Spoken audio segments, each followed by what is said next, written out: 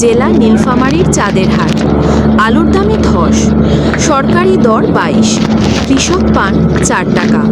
হিমাগারে প্রতি কেজি আলুর দাম 12 টাকা হলেও হিমাগার ভাড়া বাদ দিয়ে কৃষকের হাতে আসছে মাত্র 4 টাকার কিছু বেশি। আলুর দাম না থাকায় বিপাকে পড়েছেন চাষিরা। ক্রেতা না পাওয়ায় হিমাগারে পর্যাপ্ত পরিমাণে আলু রয়েছে। আলুর দাম না থাকায় বিপাকে পড়েছেন চাষিরা। আলুর দামে ধস নামায় ব্যাপক লোকসানের মুখে পড়েছেন লংপুরের নীলফামারীর কৃষকেরা। হিমাগার পর্যায়ে উৎপাদন খরচ 29 থেকে 30 টাকা হলেও আলু বিক্রি করে কৃষকের হাতে পাচ্ছেন মাত্র 4 টাকা। অথচ 27 আগস্ট হিমাগার পর্যায়ে আলুর কেজি 22 টাকা বেঁধে দেয় সরকার, কিন্তু এ দামে হিমাগারে কেউ আলু কিনছেন না।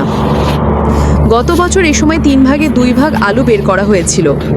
বড় আলু চাষি ইকবাল হোসেন বলেন, হিমাগারে জায়গা না পেয়ে গোডাউনে ঘরে আলু সংরক্ষণ করেছি, তা পচে যাওয়ায় ট্রাকে ট্রাকে সড়কের ধারে ফেলেছি। হিমাগারে যে আলু আছে, দাম না থাকলে ছেড়ে আসতে হবে। চাষিদের হিসেব অনুযায়ী মাঠ পর্যায়ে আলু উৎপাদন খরচ কেজি প্রতি 20 থেকে 22 টাকা।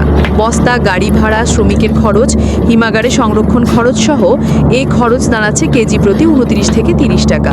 কিন্তু বর্তমানে বাজারে আলুর দাম 12 টাকা। হিমাগারে প্রতি কেজি আলুর দাম 12 টাকা হলেও হিমাগার ভাড়া বাদ দিয়ে কৃষকের হাতে আসছে মাত্র 5 টাকার কিছু বেশি। ফলে সরকারি ক্রয় দর 22 টাকা আর বাস্তবে কৃষকের প্রাপ্তি 5 টাকার মধ্যে বিশাল বৈষম্য তৈরি হয়েছে। এতে হিমাগার পর্যায়ে কেজিতে কৃষকের 18 টাকা লোকসান থাকছে। শনিবার আলু বিক্রি করার জন্য চাঁদেরহাট হিমাগার গেছিলাম। দেখা যাচ্ছে প্রকারভেদে প্রতি কেজি আলু 10.5 থেকে 12 টাকা দামে বিক্রি হচ্ছে। চাহিদা না থাকায় তেমন কর্মব্যস্ততা দেখা যায়নি। হিমাগারের শেডগুলো অধিকাংশই ফাঁকা। কথা হয় নাওতারা গ্রামের কৃষক সোনা মিয়ার সঙ্গে।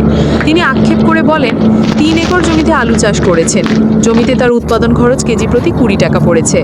মৌসুমীর শুরুতে 14 টাকা কেজি হওয়ায় লোকসানের ভয়ে আলু হিমাগারে রেখেছেন। সরকার 22 টাকা দাম বেঁধে দিলেও সেটা কার্যকর করতে পারেনি সরকার। আমি 43 বস্তা আলু বিক্রি করেছি 29,000 টাকা। হিমাগার ভাড়া 18,000 টাকা। আমি হাতে পেলাম 10,000 টাকা। কৃষক পর্যায়ে সরকার কোনো উদ্যোগ নিতে পারবে কি? আপনার কি মতামত?